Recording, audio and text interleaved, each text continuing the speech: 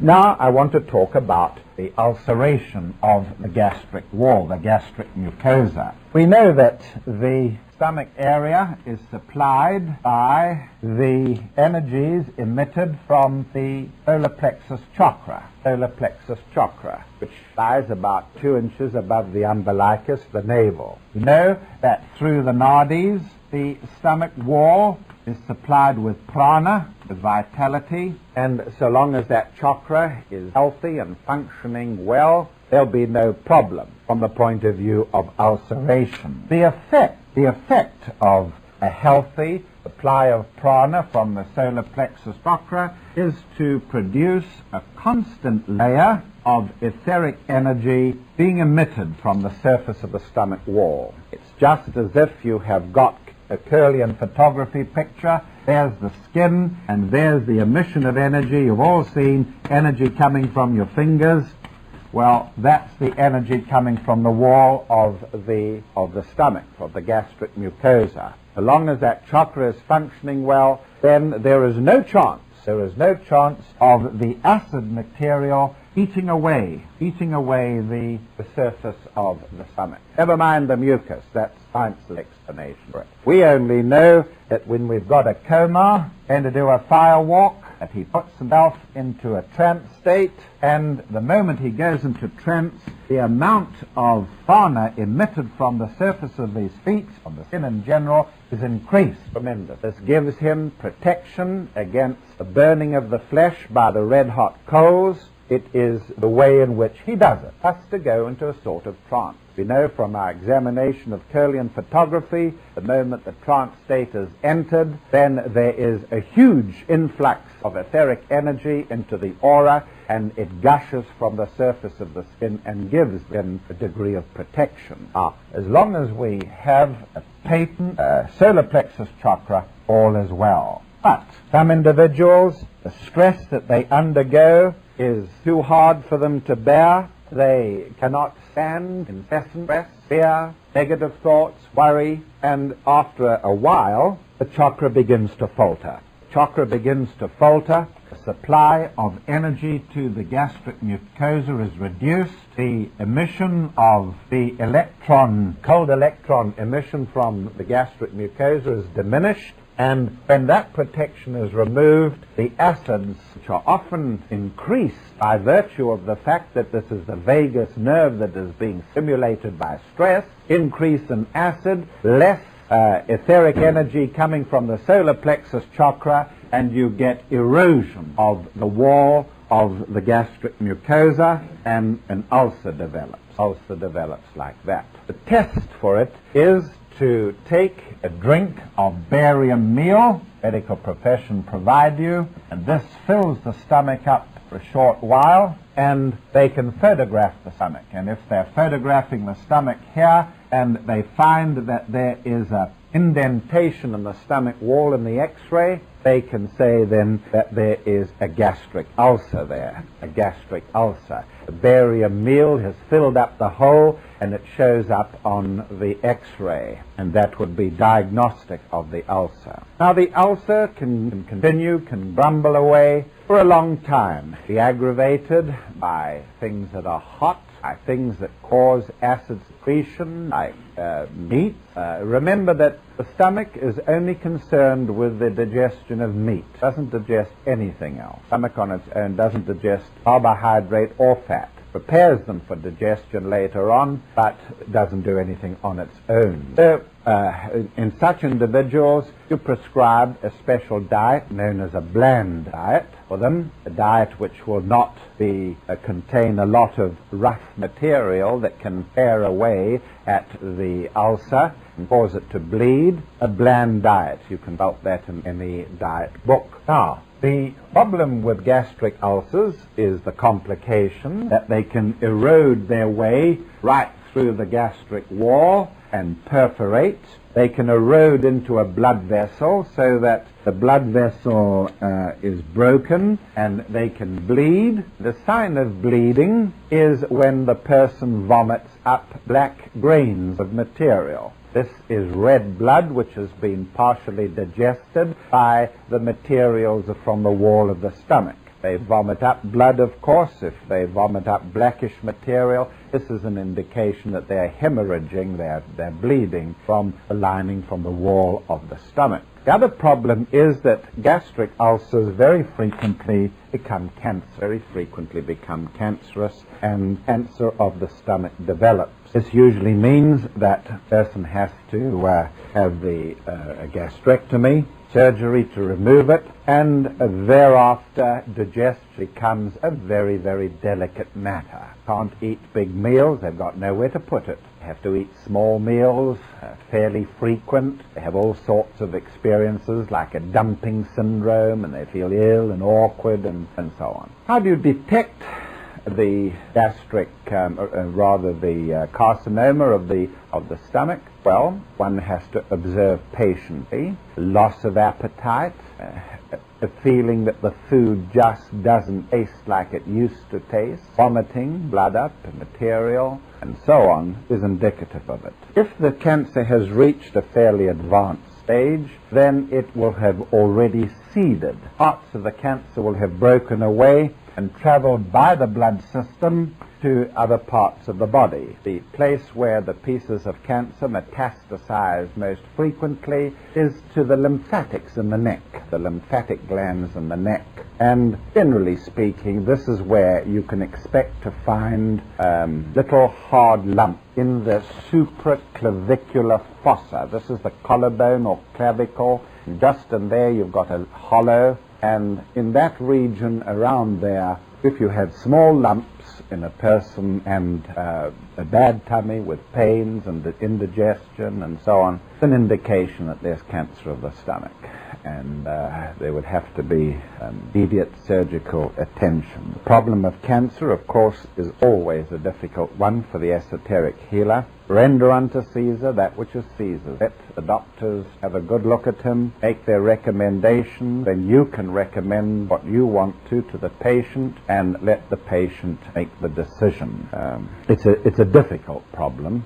There's a lot of emotion behind it, of course. A woman has cancer of the breast. The first thing that the medical profession will want to do is to amputate. If you read my book, Esoteric Healing, on cancer of the breast, you'll see what decisions lie in front of a person, a woman who has a carcinomatous lump, a breast. She has to decide whether she should have the operation or whether she should leave it. Many esotericists say that the moment that you tamper with a cancerous lump, it will spread, and that the thing should be left. Certainly there are parts of the body where an operation should be done very, very quickly, the early stages, like cancer of the cervix. However, we have to be very careful about cancer of the breast. The survival rate for cancer of the breast, leaving it or having the breast amputated, tends to be a difference of about 5 weeks. Those who have the breast amputated tend to live about 5 weeks longer than a person who decides to leave it and to perhaps use other methods. So it's always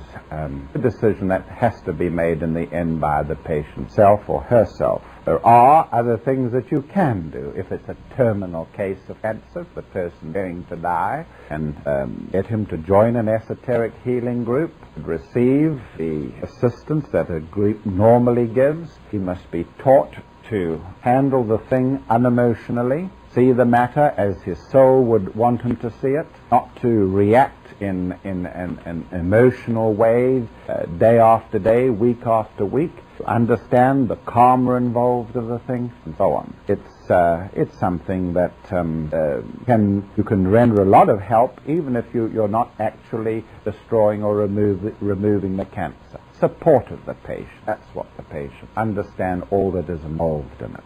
So these are the conditions that the stomach is prone to, and we should remember them. Now, as the materials leave the stomach, they pass into the duodenum, which is, as I say, a loop of the intestine with a fairly thick wall, and the duodenum is another digestive organ. It secretes from its muscularis mucosa, which is not quite like this, but similar in many ways, from its surface, wall surface, it secretes a lot of duodenal juices, which are called in medicine the succus entericus.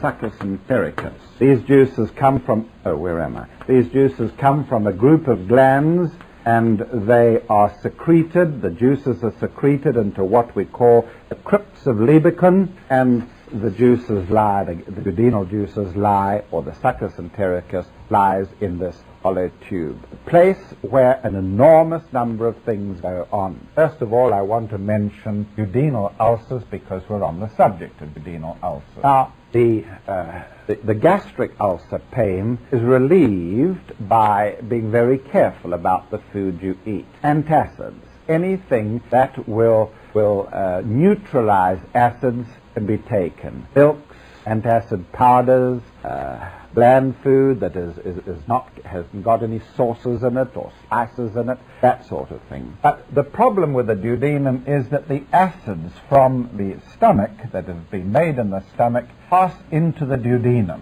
and they can, in this section of the duodenum, the first third of the duodenum, produce erosion. The acid there can produce erosion. Now, it's no good eating food here for the duodenum, because the food is held in the stomach. Whereas eating a little food, some bread and butter or bread and milk or something like that, allay the pain of gastric ulcers, you can't do it here. It's not so easy. What you have to do again is to reduce the amount of acid so that it doesn't aggravate any ulcer. I'll put an ulcer on the wall here. It doesn't aggravate the ulcer in the duodenum, and one has to be very, very selective with your food here. Anything hot that is drunk can pass straight through the stomach into the duodenum. Sometimes you have drunk water, cold water, and you have felt it go all the way down, haven't you? Well, the pyloric sphincter of the muscle of the stomach doesn't necessarily hold liquids back. The worst offender of all, the only time I've ever had a duodenal ulcer was when I was studying in medicine, is hot coffee. Hot scalding coffee is a great offender, and you should at least stop the patient from imbibing in things like that. Again, spices, so on. You can read up quite easily the nutritional diets for these conditions. And so we're now in the duodenum. And we must consider some of the enormous numbers of things that go on in this site, the duodenum. I think I'm going to go back to the blackboard over here. I'm coming back to the blood supply of the brain in a little while. Let us consider our duodenum.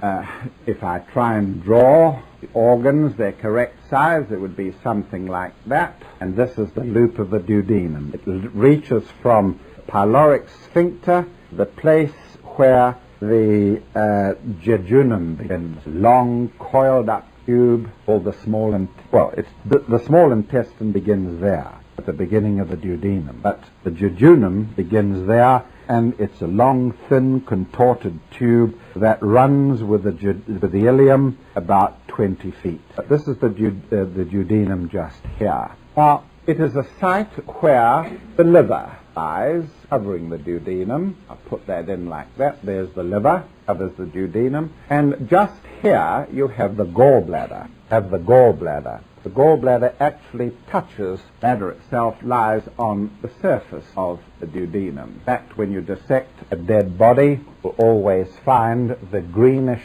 material of the gallbladder on the duodenum in that position. Now, the other thing about the duodenum is that it's a place where the pancreas secretes its material, and it's the place where the bile passes from the gallbladder into it. I'm going to now open up a duodenum, and there it is. That's the duodenum open. And we're looking at a duodenum that's been opened, cut this way. I've cut it in half to show you what its contents are like. There are folds in the wall, and there are these crypts which release into the duodenal lumen, the succus entericus, which is material that carries digestion of the various foods a stage further. Now, passing behind the duodenum comes, the upper part of the duodenum, comes the bile duct. Bile duct from the gallbladder comes the bile duct. and it joins another duct from the pancreas. There it is. And I'll put the pancreas in now in the sort of color that it is found in, which is a sort of aerial. And the pancreas is made up of a lot of acini, or little lobules. These lobules secrete various digestive enzymes into this long pancreatic duct. There's all of these acini cover the whole material, but there's two little glands secreting their material, which is flowing down the pancreatic duct into the duodenum. Then coming from the gallbladder is the bile. There's the gallbladder there. The liver secretes the bile. The liver secretes the bile down the gallbladder. This bile duct there divides into lobes of the liver, and the bile comes from the liver. It is an excretory material. It has various functions. The bile is mainly made up of the breakdown product of red blood cells. The red blood cells are broken down, and therefore the bile is a greenish gold material. It's slightly alkaline, and it has the property of breaking fat up. If you get little pieces of fat coming into the duodenum from undigested from the stomach, then what the bile does is to break the fat up into thousands, millions of little pieces or little droplets of fat. The bile emulsifies, that's the word, the bile emulsifies fat. Takes large lumps of fat into tiny little lumps of fat. The result is that a tiny lump of fat has a huge surface area which can be acted upon by the digestive juices. A chunk of fat that is not emulsified cannot be reached by the digestive juices. Emulsification therefore means breaking large drops of oil or fat into tiny little particles which can be shaken up in the water. They spread throughout the water. The water or juices can reach them and digest them. Now, whilst we're on the subject of the pancreas, there is the problem of the secretion of the material known as insulin. And this insulin material comes from special little glands in the pancreas, and they are known as beta cells. They form little islands in the pancreas, and because they are an endocrine gland, they don't secrete their materials into a tube. I'm going to tell you the difference between an ordinary gland and an endocrine gland in a moment. Now these little islands of Langerhans secrete the material known as insulin directly into the blood. Insulin regulates the level of sugar in the blood, the level of sugar. The more insulin, the lower the blood sugar will be. The more the insulin, the lower the blood sugar. We have to remember that the pancreas is innervated by the vagus nerve.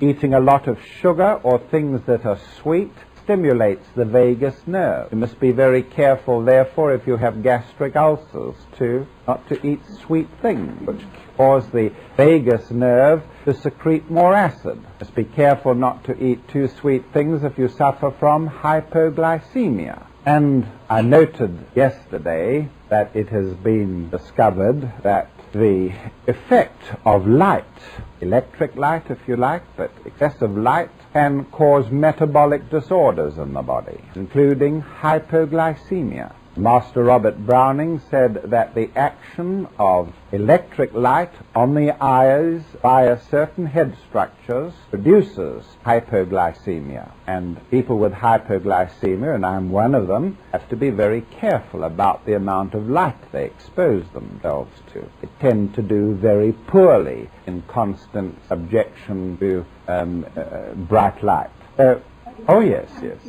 Excessive amounts of light, but especially electric light, according to Browning. So now I'm going to tell you the difference between an ordinary gland and an endocrine gland, because it's pertinent here.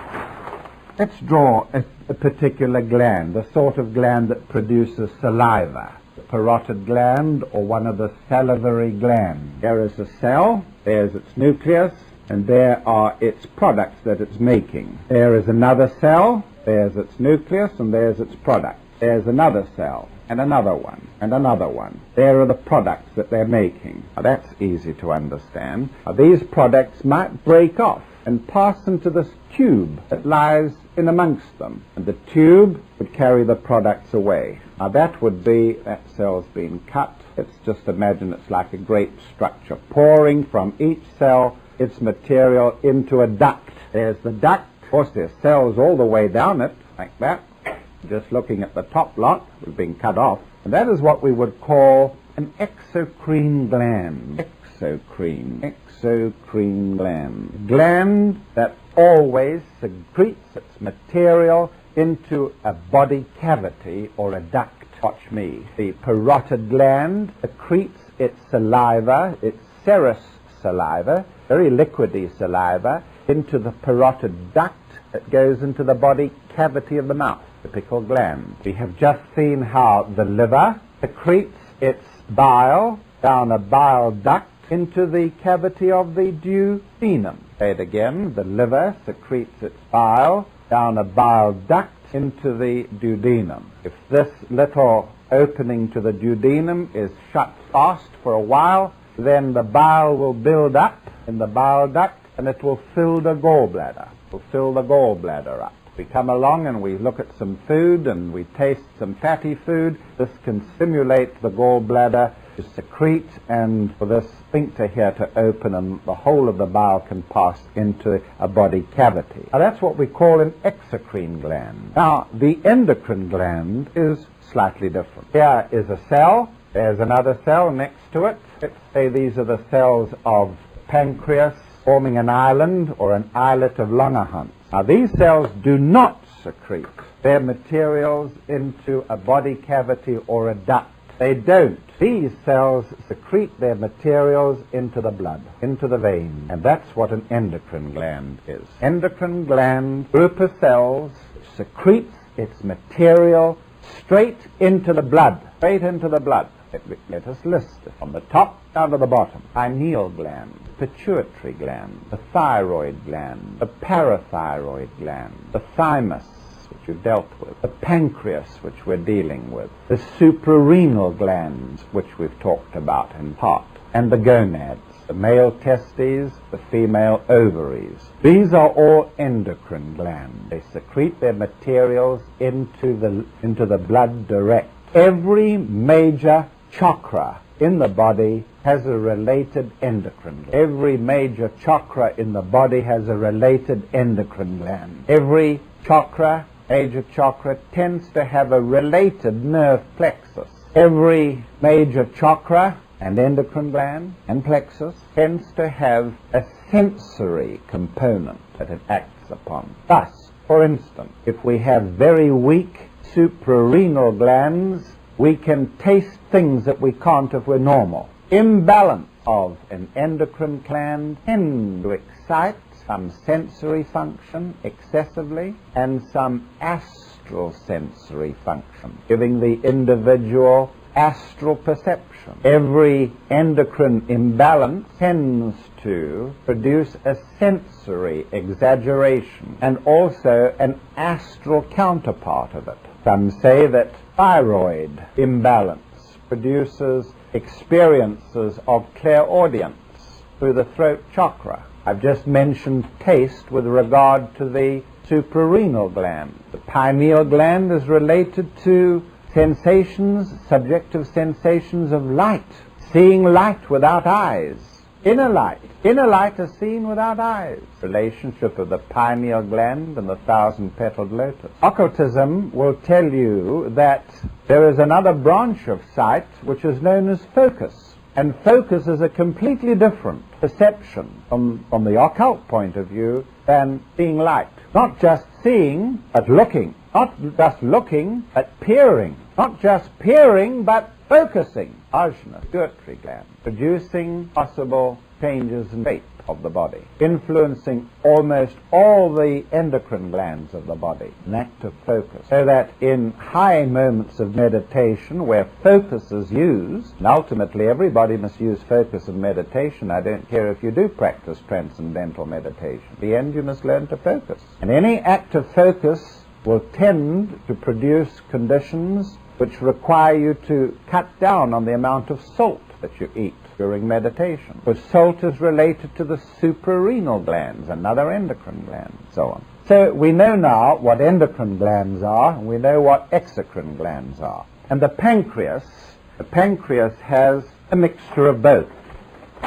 It has exocrine glands that secrete its material into the pancreatic duct, a lipase which digests fat, protease which digests protein, and an enzyme, amylase, which digests carbohydrate. All these enzymes produced by the pancreas assist the digestion further, not beyond the stomach, into the duodenum. All the time the particles are getting smaller and smaller. This goes on. Now we come to the small intestine, the jejunum, the ileum I've drawn over there. Now, logically, the next thing that's got to happen is for the food, being now so small, it can be taken into the body. Up to the present, the food has still lain outside the body. In this tube, as the duodenum, in the tube, but still outside the body. So, we have now then the jejunum. I wouldn't worry about that name, it's not important. The ileum. Then we get the ileum coming into the large bowel. The large bowel. There is the beginning of the large bowel. We have dealt so far with the stomach, duodenum, and the small intestine called the jejunum and ileum. About 20 feet of it. These pour their materials. No, they don't. They pour very little. Only the residue of their materials into the large bowel here. So we're now going to talk about the absorption of the products of digestion, the absorption of the product. The way in which they're going to be absorbed is by numerous blood vessels that come from the wall of the small intestine. We're going to have an enormous number of blood vessels coming from the walls of the small intestine, and all this blood vessels go upwards, form what is called the portal vein. And so, by means of the portal vein, the materials which have been broken down into tiny little particles, wonder who's done any homework? Nobody. Carbohydrates have been broken down into glucose or monosaccharides, they're building blocks. Carbohydrates are lying in the intestine, small intestine, waiting to be absorbed through the walls into the blood. Proteins that we've been eating, they themselves have been broken down into their building blocks known as amino acids, and they are waiting to be absorbed through the wall of the intestine into the blood. And the fats have been broken down into fatty acids and glycerol, and they are waiting to be absorbed into the blood. Now, that's an awful lot of food, or it can be an awful lot of food, and therefore the surface of the intestine has to be very different, and it is. The surface of the small intestine is very different from the surfaces of the other parts of the alimentary canal that we discuss. And if this is a surface of small intestine that I'm drawing here, then it is thrown into millions and millions, about 5 million of them, of tiny little finger-like processes, and more there, all the way around, which are known as villi, villi. So that when you open the small intestine and look at it, you can feel it. It feels like a piece of velvet. Because of the millions and millions of tiny little hair-like processes sticking out into the lumen of the small intestine. What is happening is that the surface area of the small intestine is increased enormously. If you were to spread out the small intestine in this room, it would occupy the whole of the floor, the surface area. And on this whole surface area, the products of your digestion are going to be absorbed from that surface. They're in liquid form. The food has been hydrolyzed, mixed with water. The digestive juices and the enzymes have broken the chunks of food into tiny little particles, the basic building blocks of the food, and now through the surface of each of these villus, the products of digestion are going to be absorbed. Waiting here are veins to carry the material back to where? To the liver. The liver is a great furnace, a great part of the body where all foods are assembled and they are built up or broken down. Fats, the liver, are burnt or are changed into carbon dioxide and water. Fats may be changed into sugar, the liver. Amino acids can be broken down into ammonia and other nitrogenous products. Just about anything to do with metabolism occurs in the liver. There are two important words here that you should know about, and I'm going to write them on the board. Three important words: metabolism, catabolism, and anabolism. You won't understand anything about nutrition unless you know what these mean.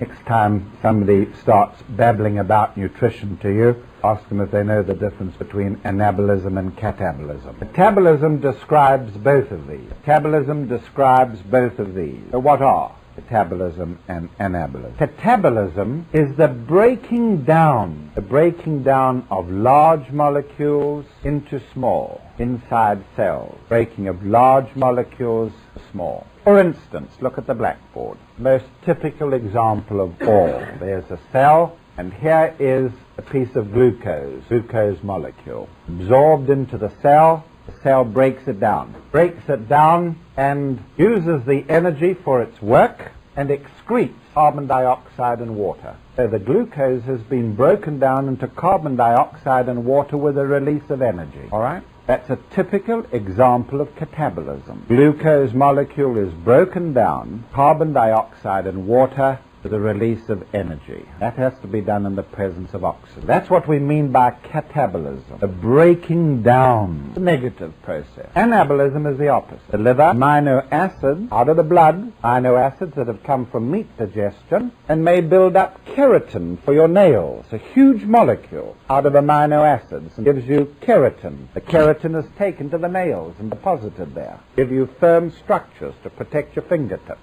The liver will make albumin and globulin. The liver will make the protein known as fibrin, the strands of material in the blood that enable clotting to occur. So when we talk about anabolism, talking about the building up of large proteins out of small. The building up of large proteins out of small. So now we're back in the wall of the small intestine, and we want to know what's going to go on there. Here we have got this velvet-like material, 5 million tiny finger-like processes protruding into the small intestine, surrounded with liquids, water-containing amino acids, glucose, and fatty acids, tiny little globules of fat. So the next thing that we want to look at is a villus. I want to look at a villus.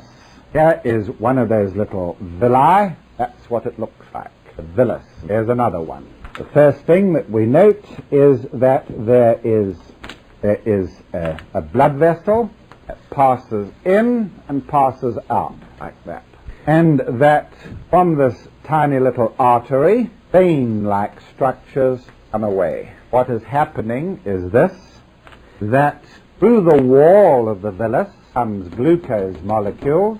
Glucose molecules pass into the blood. The blood is going in one direction towards the heart via the portal vein, going up to the heart. First of all, it goes to the liver, the portal vein. So all the amino acids pass through the walls of the villus into the blood vessel. That's what digestion is all about. Here's the digested material all around each one of the villi.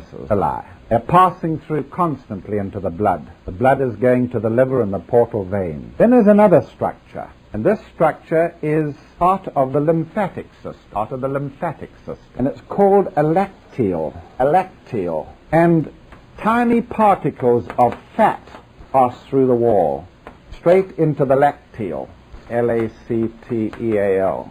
Tiny particles of fat pass through the wall of the villus into the lacteal, travel up in this lymphatic and into the venous system, just here, deep in the body and here. You don't have to know where. So now we have talked about absorption of the products of digestion. Let's see what. Recapitulate. Here's nature supplying us with food. Put the food into our mouths. We crush the food. We mix it with saliva. We mix it with an enzyme, an amylase, produce the first digestive processes. Swallow the food in a slippery bolus down the esophagus into the stomach. In the stomach, stomach closes off its openings, churns the food up, mixes it with gastric juices, several pints of gastric juice a day, several pints of gastric juice each day, mixed in with the food. Then, after 3, 4, 5 hours, depending on the kind of food, the pyloric sphincter, the end of the stomach, open like that.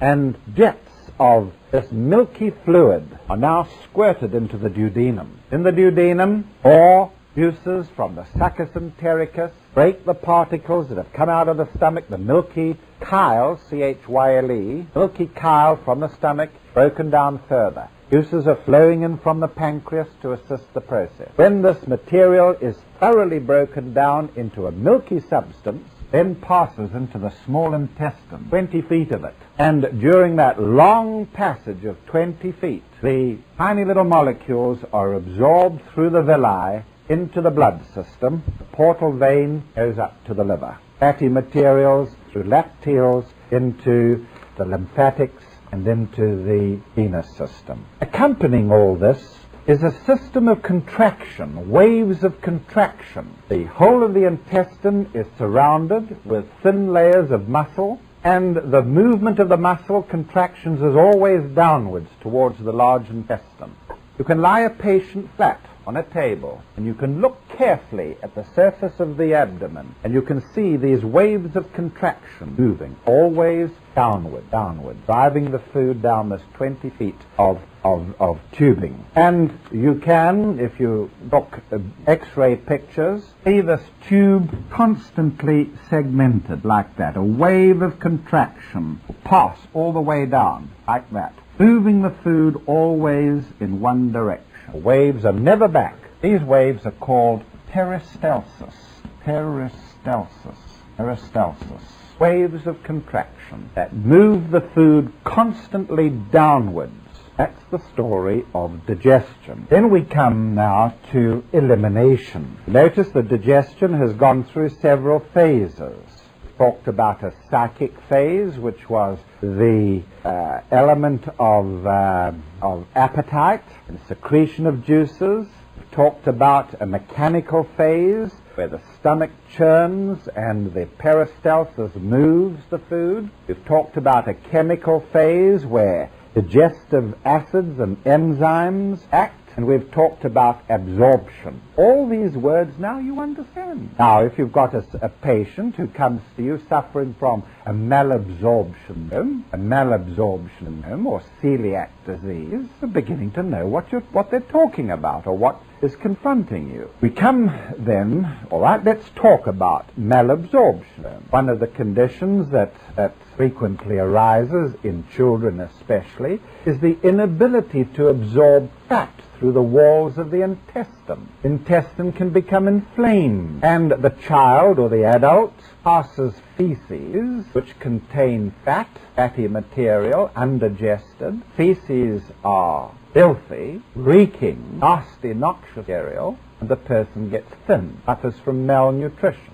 The cause of the condition has been traced, so it is said anyway, to an allergic response of the surface of the intestine to a material in the cereals, which I think is called gluten, Gluten. So these children have to eat gluten-free food.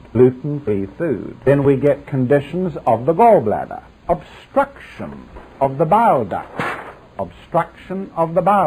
Here, you may, for instance, get a condition in which there is a cancer in the pancreas, which closes off the bile duct. The person shows with symptoms of jaundice, yellow face, yellow whites to the eyes. Or it may be that gallbladder has produced stones. There's a typical gallbladder, and it fills with, some people have sluggish gallbladders, it fills with this green-yellow material, and maybe a person gets an infection, and a few germs settle on a piece of material like fat or cholesterol, and materials inside the bile begin to form around this adus or something like that, a focal point of germs. You get the formation of a gallstone. The gallstones differ according to the material being eaten. The person's eating a lot of fatty material and creams and high cholesterol diet, then they will get cholesterol stones. And it's possible for these stones to fill the whole substance of the whole lumen of the gallbladder. The contraction of the muscle in the wall of the gallbladder may force a gallstone down into the duct, and the person will suffer from an obstructed bile duct obstructed by a stone. And it is said in medical history that one of the worst pains a man can suffer from is the passing of a gallstone down the bile duct into the duodenum. There may be inflammation of this bile duct or of the gallbladder. We call this cholecystitis. Chole means gall, cyst means a bladder, itis means inflammation. Cholecystitis, inflammation of the gallbladder. Remedy for inflammation of the gallbladder is to have a cholecystectomy, a removal of the gallbladder. Most people get an infected gallbladder sooner or later. Generally speaking, it passes. And people get, as a result of incessant infections of the gallbladder, a sluggish gallbladder, a bladder that won't evacuate its contents or evacuates it rarely. Because it evacuates its contents rarely, then germs grow in it easily. Wherever there is stagnant liquids in the body, even in the bladder, you will get at stagnation the ability of germs to grow. And if this material is evacuated, then the germs can infect the bowel passages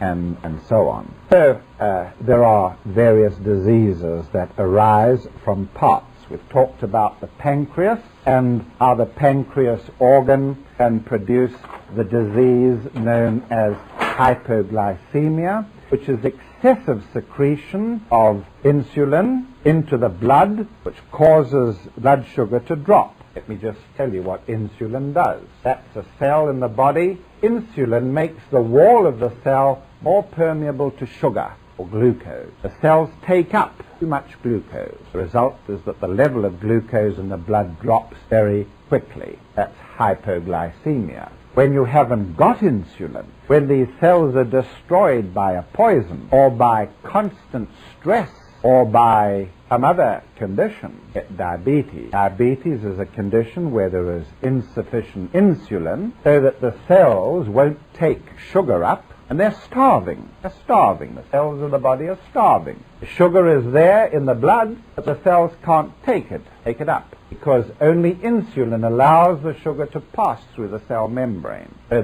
the sugar accumulates in the blood, becomes too much for the kidney to absorb, so it passes down the tubules into the urine. I didn't say it the other night, but the classical way in ancient days to tell whether a patient had sugar diabetes, especially a man anyway, was to look at the toe caps of his shoes. And as most men do, they'll use a urinal, and the urine tends to splatter a little bit. If he has sugar in the urine, it's a classical sign to see grains of sugar on the toe caps of the shoes coming from the urine. That was the old way of detecting. The doctor would look down at the toe caps and see if he had got sugar on his toe caps of his shoes. So we have considered some of the conditions related to absorption and digestion, and we now come then to the large intestine. Before we do, we come to an enigmatical little organ here known as the appendix. And the appendix lies very near to the place in which the small intestine enters the large intestine. And the appendix lies very near to the place in which the small intestine enters the large intestine. So I'll draw it here very large for you. Here comes the small intestine, here is the large intestine, and just where this ileocolic, ileo from the ileum, colic going into the colon, this is the colon, large bowel, ileocolic valve, just where this opens, the appendix is just there. The function of the appendix is unknown. The esoteric teaching, according to H.P. Blavatsky, the master Blavatsky should be, is that the appendix is a miniature stomach. miniature stomach. Original function, earlier days in men, was to catch any protein material that had escaped absorption from the small intestine and to digest it in the appendix tube, very, very like the wall of the stomach, and especially cellulose material, and its function now has almost disappeared. But because of its tightness, because of the membranes that cover it, and its poor blood supply, the appendix frequently becomes obstructed, inflamed, and can be a very dangerous condition. The destruction of the inner wall of the appendix by germs can mean that the germs will practically destroy the appendix in certain places. Infection can break out of here and move all over the stomach, all over the abdomen. From this position, the infection break out and move over the abdomen. Nature has a device for protecting the body from such condition. It covers the whole of the abdomen almost with a layer of glistening white slippery skin, double layer, called the omentum. When you open the abdomen, one of the first things that is this apron. What it's like an apron of skin covers the whole of the abdomen, something like that, called the omentum. The omentum keeps the abdomen nice and moist and moving easily. If you've had some hot tea after a fast of about 10 hours, hear your abdomen chortling with pleasure, and you hear the sounds of borborygmus, which indicate the exaltation of the intestine that's been given something to do, and the food or whatever it is you put into the intestine hurried down. We call it intestinal hurried down, and all sorts of quaint belches and squeaks and groans and admonitions to you come from this borborygmus. Now, the omentum has an important function, and that is that if there's an inflammation anywhere in the abdomen, it'll grow towards the inflammation, and it'll try and attack it, and isolate it. So one of the first things that happens when you get an inflamed appendix is that the omentum will migrate and grow towards it, and try and wrap the appendix up like that, so that the inflammation from the appendix can't get all over the abdomen. Sometimes it's not successful, and this omentum becomes inflamed, abdomen becomes inflamed, and get what is known as a peritonitis, a dangerous part of the appendicitis. So long as the appendix is inflamed on its own, it doesn't matter. The appendix may burst and create peritonitis and death very quickly, 24, 36 hours. So you must always be on the watch for appendicitis. Now, appendicitis is obviously dangerous. Anybody presents you with pain just above the right groin, just where the appendix is, then this is something to make worry as acute appendicitis. Get into a doctor straight away. Doctor, quite often the appendicitis is a stomachache. When I say stomachache, I mean indigestion, some twist of the bowel, and it's nothing serious. But quite often it is. Sometimes the pain is felt on the opposite side and cool you. Sometimes it's felt in the middle, in the umbilicus. Pain like that, which is excruciating, something you've got to attend to immediately. Usually, if it's dangerous, pain is not only excruciating, the person guards him. He won't let you put your hand near him. Try and touch, pushes you away, and he guards this area. The whole abdomen goes rigid like a drum, and this is cause for burn. Get him to a hospital or a doctor straight away. Better to be safe than sorry. Usually, when you go into the hospital,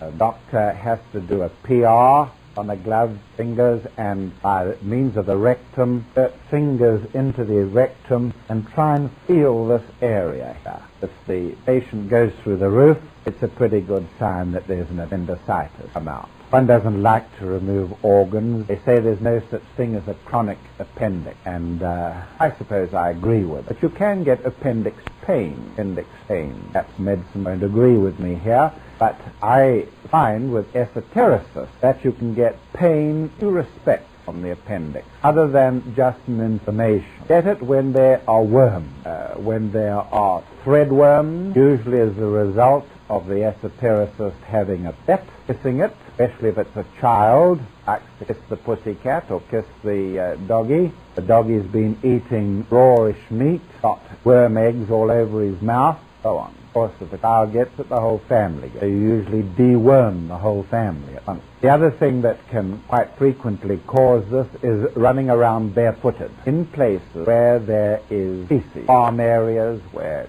pigs, dogs, animals, even humans have been defecating, running around barefooted and picking up infecting material, parasitic material from dirty, foul ground through clefts in the toes, breaks in the toes. That can give appendix pain.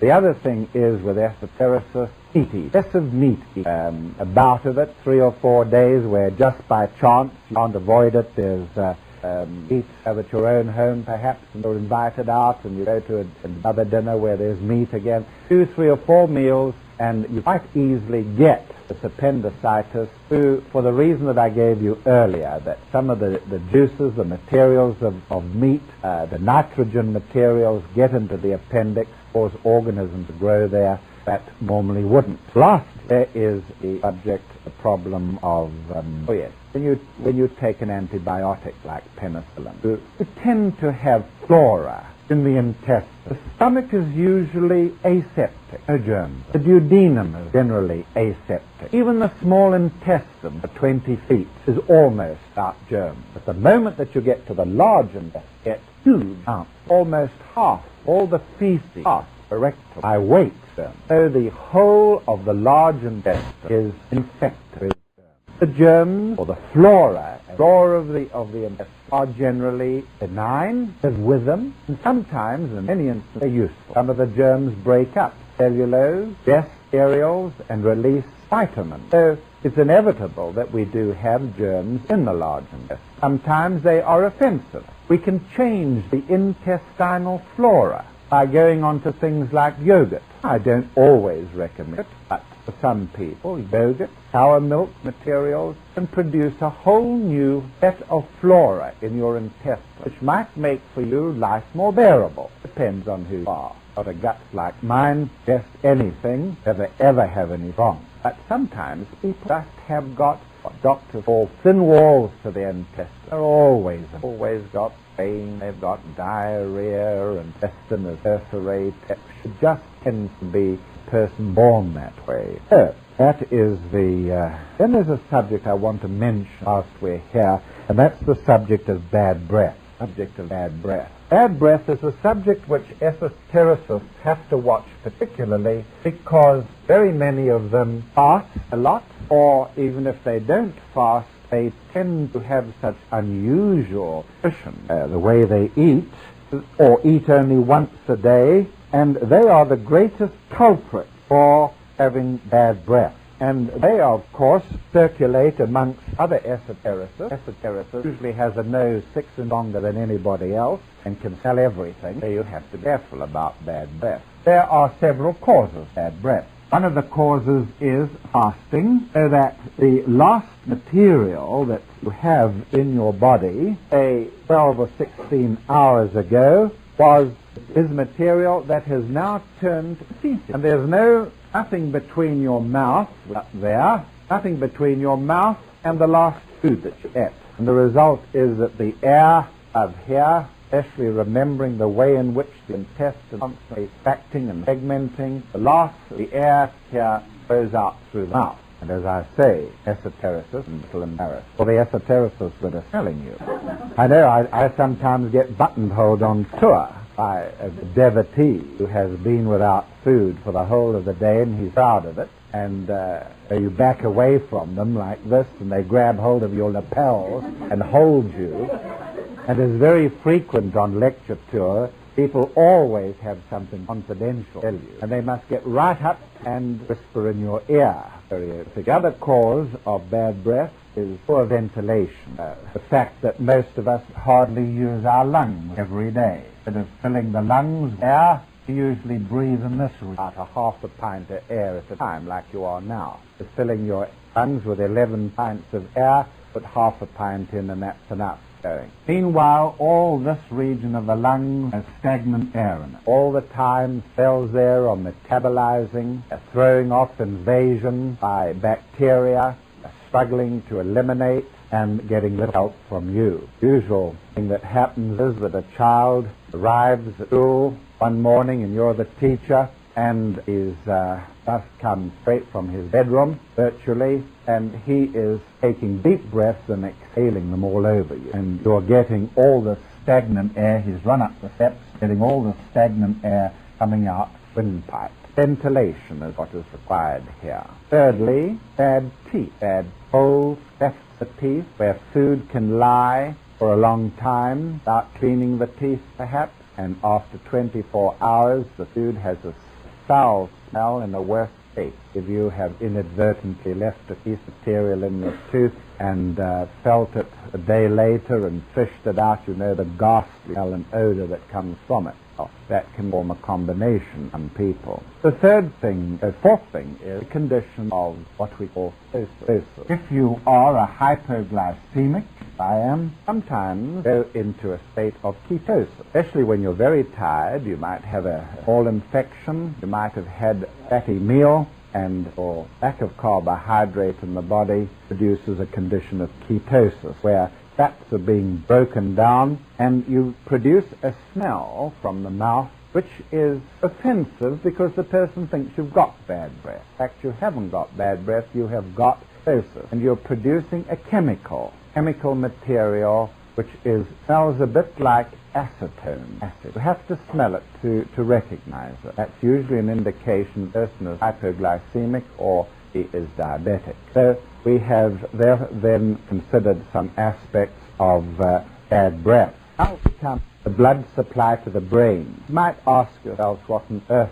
do we need to know about the blood supply to the brain? We're not surgeons, but it is a very important consideration from the point of view of the esoteric. We'll see why after I have explained one or two matters of importance. The brain is supplied by four arteries, and these four arteries stand, I think, like table legs to support the base of the brain, where there is a huge anastomosis and ramification of blood vessels. The two front arteries you know well. They are the carotid arteries that I've often described, and they play a very important role in esoteric matters. The internal carotid artery feeds the forebrain, the seat of consciousness, the internal carotid artery. Now, if we take the jawbone, like that, the lower jaw, the carotid arteries branch into the external and the internal. The internal dives into the deep substance of the brain eventually. The level of the bifurcation of these two arteries is about the height of the Adam's apple, an all feel in the throat, thyroid cartilage, that little part sticks out in the throat. So just about at that level, or if you like, at the level of the second and third vertebra in the neck, the cervical vertebra, you get this bifurcation of the two carotid arteries. In the bifurcation, there is that important little gland known as the carotid body that I have described in my book Meditation, and its importance in regulating various aspects of the blood gases, and it is also related, of course, to the outer major chakra. The outer major chakra spins sagittally in the center of the neck, on an axis formed, as it were, an invisible axis between the two carotid bodies, one on each side of the neck. All this we have discussed in meditation. This is, of course, the chakra that gives drive to the esotericist. No initiate is an initiate until his outer major center is functioning. The outer major center pours its energy into the other head centers, energizing them, giving drive, capacity, creativeness into old age. Creative people like Emanuel Swedenborg and Seneca and many others. Drive, outer major center. Now we come to approach the brain. And this carotid artery here, internal carotid artery, supplies the forebrain. And the forebrain is the center of consciousness. It's where consciousness hovers. In my new book, I'm in the process of writing now, describes some detail, the blood supply to the brain and the center of consciousness and how consciousness arises. Now, before the carotid artery can get into the skull case, before it can get into the skull, it has to go through the petrous bone. petrous bone. And as it goes through the petrous bone, it contorts tremendously. It forms an S shape, folded back on itself like an italic S, like that. Now, Emanuel Swedenborg, the great mystic, was also an anatomist. He dissected the human body when he was a young man. He came across this carotid artery, and he noted the way in which it contorted and twisted in the petrous bone of the skull. And he came to the very excellent conclusion, which is still quoted today in anatomy books, that the purpose of this twisting and contorting of the carotid artery was to ensure that the brain lies in the skull case. The brain which lies in the skull case is unaffected by the pulsing movements of the heart. The waves of pressure that sweep up from the heart are trapped in this sort of labyrinth of the carotid artery, and the waves are damped down so that the huge blood supply to the brain is unaffected by the pressure changes in the heart. Otherwise, whilst we were trying to think in moments of danger or concentration, the heart pressure waves would be felt in the head like this. The brain would be a ghastly experience. He pointed this out. So, of course, it's important because we know that in meditation you cannot meditate even if the heart is beating fast. We have to slow everything down. You can imagine what it would be like trying to meditate with a pounding heart and a blood supply to the brain that went straight through the skull. Impossible. So this has, as it were, the advantage of sealing the brain off from the pressure waves conducted along the arteries by the carotid artery. I always think of the brain as the inner world. The ancients used to think that the brain was an inner world. They used to dream. In their dreams they would have vivid experiences of being in foreign countries, or at the top of a mountain, or soaring through the air. And they believed that there was a whole world inside the skull they could reach if they only knew how. And the brain itself is a model of the ancient world. The known world to the Romans represented, as it were, Spain and Italy and Greece and Asia Minor, the Mediterranean, a bit of Africa, and that was the lot. But it's just like the brain, the human brain, with its great fissures, gyruses, and this great Sylvian fissure of Orlando, I should say. So we have the ancient world depicted by the brain, and it's very, very similar to it. There's another strange thing about it, and that is that this region here, which I am coloring in, would be the counterpart of Italy, this gyrus of material, is the part that motivates the body. All the muscles of the body are set in motion from neurons packed into this part of the brain, coincide with Italy here. Rome would be better to say Rome. That positive civilization, that active civilization operating under law and justice. And then the other gyrus that lies next to it is the sensory gyrus. The sensory gyrus. And just about all the neurons concerned with sensitivity, the skin, are activated from this gyrus all over the body. We'll see that tomorrow night when we talk about the nervous system. And of course this is Greece, the sensitivity of Greece. Greece and Rome lying just here. And in those early days the world was held up by Atlas. Great god Atlas held the world up on his shoulders. Atlas Mountains being here, of course. Atlas Mountains here, holding the known world up. And Atlas himself has many meanings. In fact, the highest bone on the spine that holds the skull up is called the Atlas bone. Atlas holds up the skull. Skull moves and rotates on the Atlas. The Atlas is the highest of the bones, the vertebra. And so we're talking about a very, very wonderful world depicted anatomically in symbols. Then we come to consider the blood supply of the brain. We come to consider the blood supply of the brain itself. We find here again some very unusual features. A battle tonight, aren't I? When the four arteries reach the undersurface of the brain or the base of the brain, they join up with each other. They join up in what is known as an anastomosis, circle of blood vessels. Circulate the blood on the base of the brain. This circle is called the circle of Willis.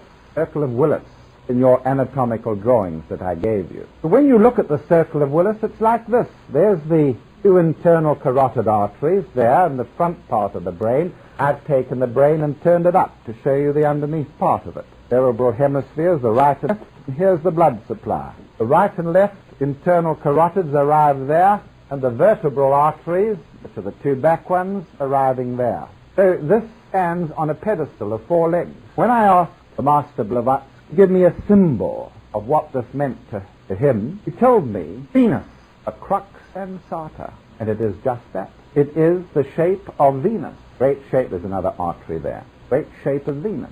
It is the seat of consciousness. It's the seat of Manas.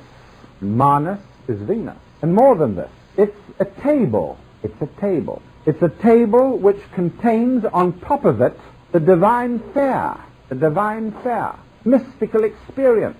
The fruits of higher experience are laid out on this table. It's at the top of 4 arteries, the legs of the table. Now there's another unusual feature about the brain, and it is this, that unlike the blood vessels in the rest of the body, those of the brain, the capillaries of the brain, do not end up in veins in this respect. The arteries that go into the brain are small, but they end up without any endings on them. We call them terminal or end arteries, and they sink themselves straight into the brain.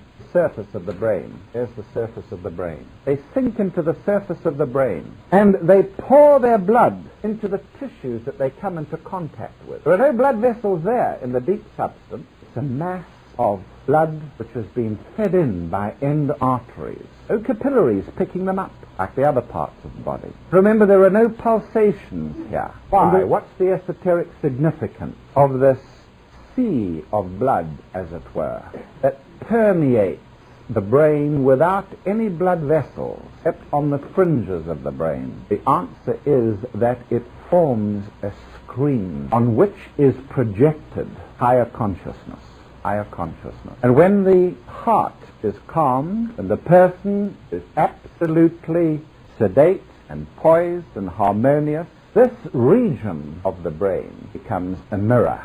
Now, if you remember the talks that I gave on the first 2 nights, you will remember that I described the blood cells of the body as possessing red cells, carry prana. Therefore, this is, if you like, a double sensitive plate in which there is pranic material. But I also said that the blood contained white cells which reflected, or rather received, the reflection of the astral world, every white cell. And so contained in the substance, wherever there are white cells, is another screen for astral impression. And in fact, this is a mechanism whereby the ultimate interpretation of the highest of inner experiences is recorded as visionary experiences that we remember. That's the important thing, that we remember. Experiences exist in Atma, Buddhi, and Manas, or the spiritual world, and they are flashed down through the mental and astral into this blood screen, if you like. And it is from here that we pick up the spiritual experiences, the great mystical experiences that some of us have and can have with meditation. So I give you that as something to think about. And there is another strange factor. One of the branches of the carotid artery arises on the surface of the brain just here and breaks into 3 branches. And I asked Blavatsky to give me a meaning, a symbol, for these very characteristic 3 arteries that emerge onto the surface of the brain from the middle cerebral branch of the internal carotid. And he said that the brain could be depicted as 2 hands arguing with each other. 2 hands arguing with each other. There they are. And this is true, that the right hemisphere argues with the left. And in some of us, the left dominates, and in others, the right dominates. And science is agog at this time with the problems of cerebral domination. Which hemisphere dominates? There are all sorts of tests to do with it. There's a group in San Francisco who are training people to think not with one hemisphere at a time, but with both hemispheres. To intuit with the right and to think pragmatically with the left and to act in coordination. When I asked for the symbol of these 3 arteries, Blavatsky pointed to the palm of the hand and to the 3 marks on the palm of the hand, the 3 lines, which are the site of interest for palmistry. The strange thing is that this is an important area from the point of view of a stroke, the point of view of the stroke that a person has. Because if you will remember, I described one of the gyruses, the precentral gyrus, as we call it in medicine. This gyrus is responsible for motivating all the parts of the body. And if you have a stroke, it's because the blood supply to this area has been reduced somewhere drastically. The result is that that part, which may be related to an arm, movement of an arm, that part is damaged. The arm can't be moved, especially, I'm talking about the arm on the opposite side to that brain hemisphere. This hemisphere moves this side of the body. The left hemisphere moves the right side of the body. The right hemisphere moves the left side of the body. And if a blood vessel breaks in that region, then movement on the left side of the body will be impaired depending on where the break occurred, and we call that a stroke. And of course, in days of old, when men and women came to be healed by the Master, they knelt at his feet and bowed their heads. And when they bowed their heads, the Master placed the palms of the hand where lie the marking and where is emitted the greatest healing force from the chakras in the palms. He laid the palms of the hand on the head of the individual. And the three marks that we have described lie in such a position exactly opposite, as it were, the three arteries ramifying on the brain. And so we see through this system of symbolic anatomy that there are many aspects about the human body which you and I have not understood past. Of course, that table that I've described of the circle of Willis has on top of it the Egyptian scarab, which is the beetle. And the Egyptian scarab is an exact model of the brain seen from the surface. Looking down on the brain, see the right cerebral hemisphere and the left cerebral hemisphere, and the cerebellum behind it. The scarab beetle, represented by the human brain, looking down on top of it. And the brain sits on the table. When you go to the 23rd Psalm, you don't quite remember how it goes, but something to the effect of, He layeth a table before me, or before mine enemies. Isn't that right? Who knows it? Come on, somebody say it out. Now's your big chance.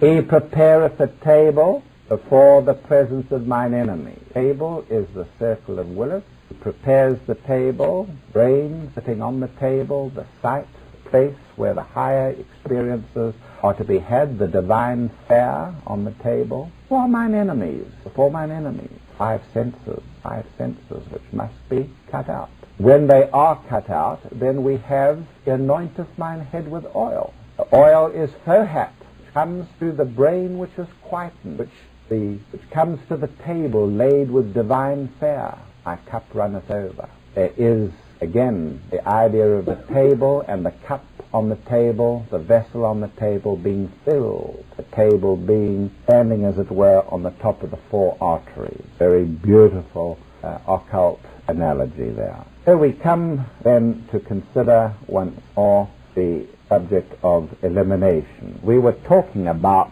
the large bowel, the large bowel. When we talk about the large bowel, we're talking about an organ filled with bacteria, and it is an organ that is going to absorb water, mineral salts, and materials that are needed before the food wastage is eliminated. Now, the bowel is easier to understand if you regard it as a picture frame. Because there is this part of the bowel that I have already described with the appendix in the inferior end of it, and that is known as the ascending colon. The ascending colon. That's the food moves upwards towards the diaphragm. There's the diaphragm there. The ascending colon. There it is. And then just here we get a flexure of the colon that changes direction and hangs across the midline of the body. We call this the transverse colon. So here the food or the digested material arrives in the colon, and it moves up. Colon is covered in saculations, which allow material to be compounded and squeezed and water extracted from it, and it moves constantly upwards in the ascending colon, changes direction and moves across in the transverse colon, and then descends in the descending colon. Descending colon. Say it again: ascending, transverse, descending colon. And in the middle of the picture lies the coils of the small intestine we've been describing. There it enters into the colon at the ileocolic valve. So that's why I describe it as a sort of picture: ascending, transverse, and descending. Then the next stage is that the descending colon turns and, as it were, forms a twist. We call this the sigmoid colon. Sigmoid meaning that it has twisted. I think it goes, can't remember now, twice to the left and once to the right. And here the material is slowed down, held up. We're now lying in the pelvis of the individual, the pelvic girdle. And then the last part is the rectum, which is a sacculation, and finally the anus. And that is the whole ramification of the colon, ending in the rectum, which is there, and the anus, that is there. All the time, the food is being, rather the material, which is going to be eliminated, being moved along by peristalsis, and sometimes get in people a spastic colon, where the movement fades away and you get slowing effect and a sacculating effect of the descending colon. You can get in this colon divertically, where there is a bulging and a pocket forming in the surface of the colon, and that may contain material, hold material in it, which becomes infected. Get a diverticulitis. You can get in the walls of the colon attacks by a tiny little organism, a single-celled creature called amoeba, producing amoebic dysentery. And that is very prevalent from here going south. And it's very frequently caused by eating salads which have not been washed properly and which are infected with feces or dirty material containing amoeba. The amoeba attack the walls of the colon, and you get blood in the feces, so on. So we come then to the last part of the intestine, which is important, and that is the rectum, a bulge in the rectum, and then the anus itself. And the anus has got two rings of muscle around it, and they are both sphincters.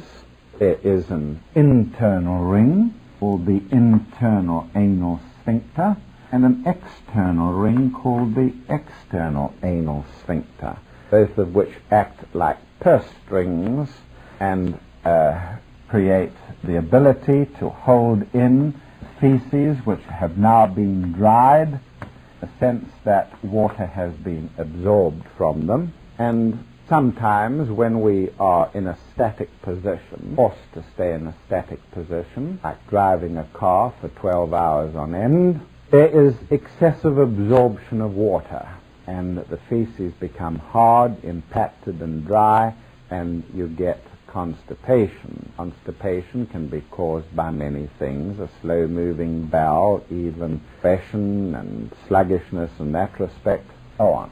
Constipation being difficulty in obtaining a passage of stool or feces regularly. Remains now to talk about the subject of hemorrhoids or piles, which are related to the rectum itself.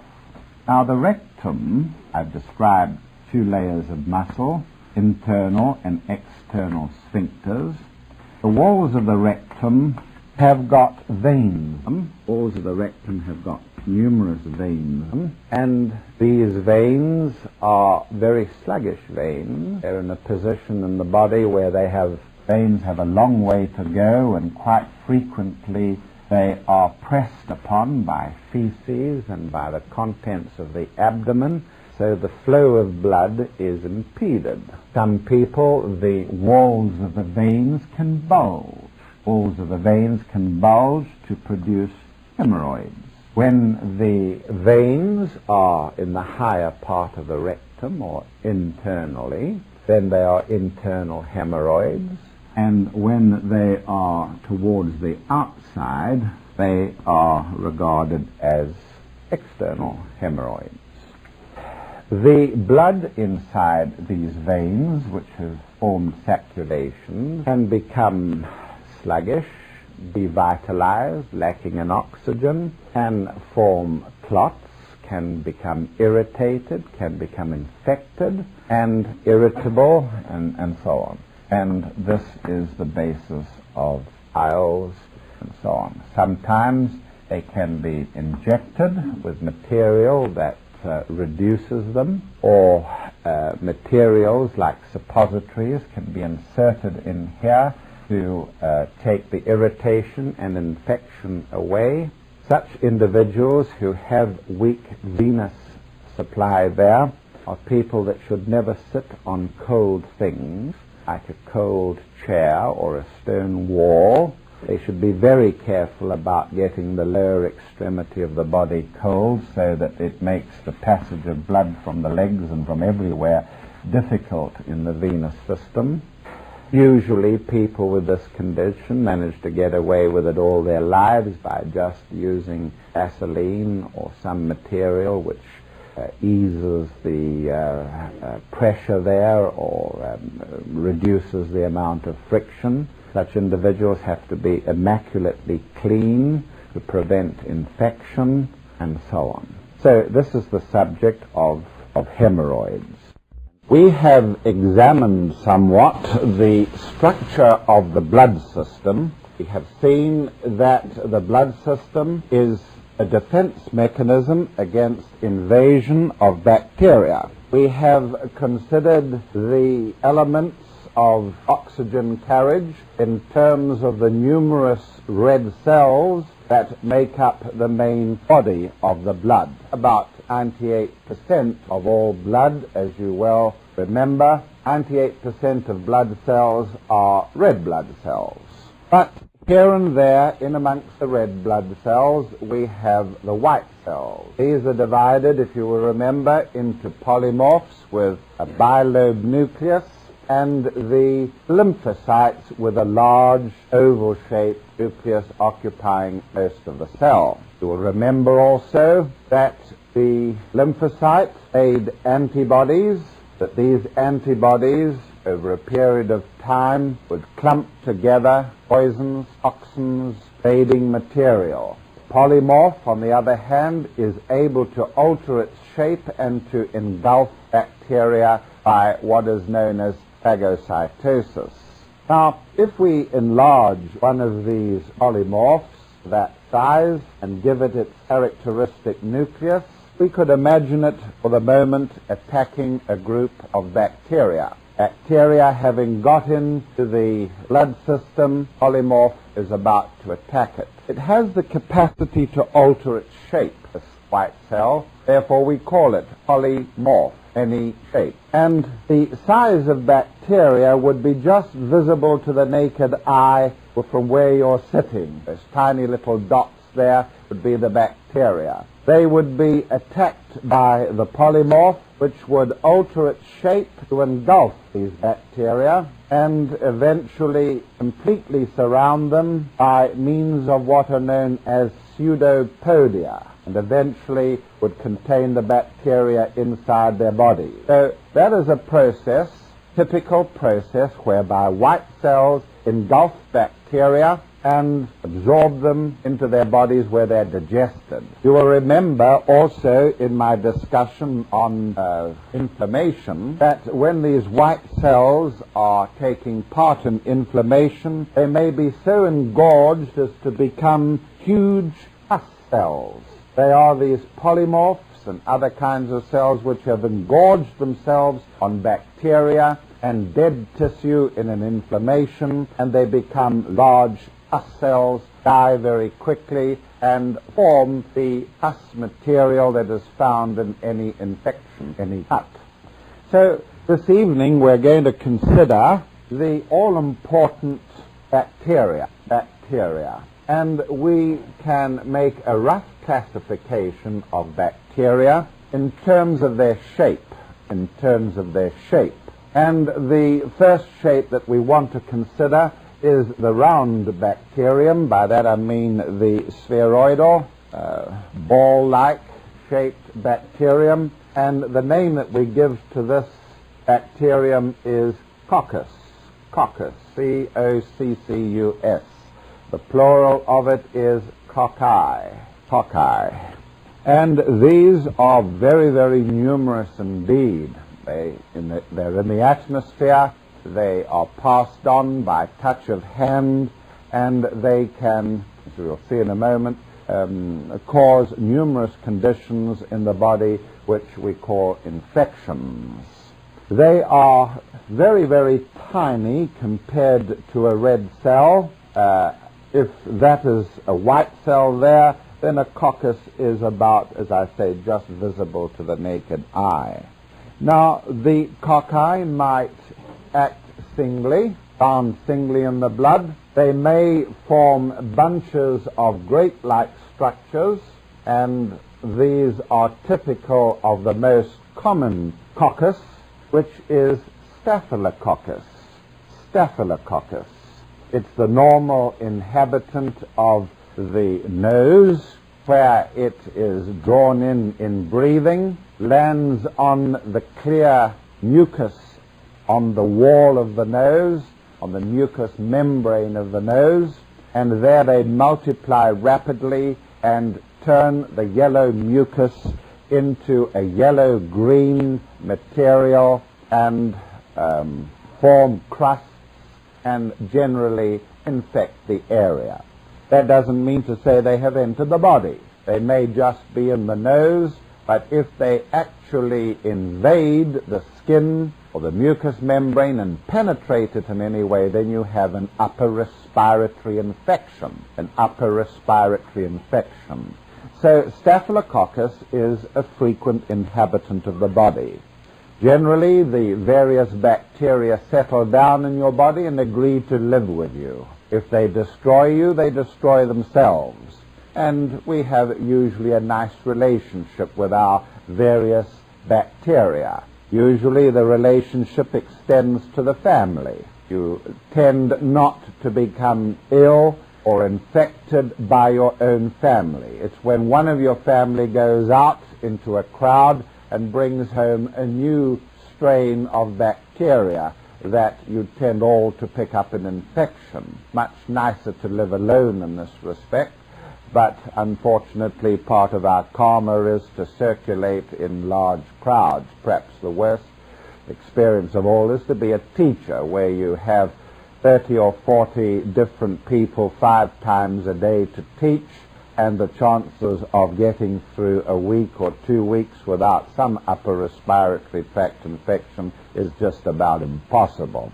I don't think teachers get special pay for that, but I think that they should. It's a sort of blood money.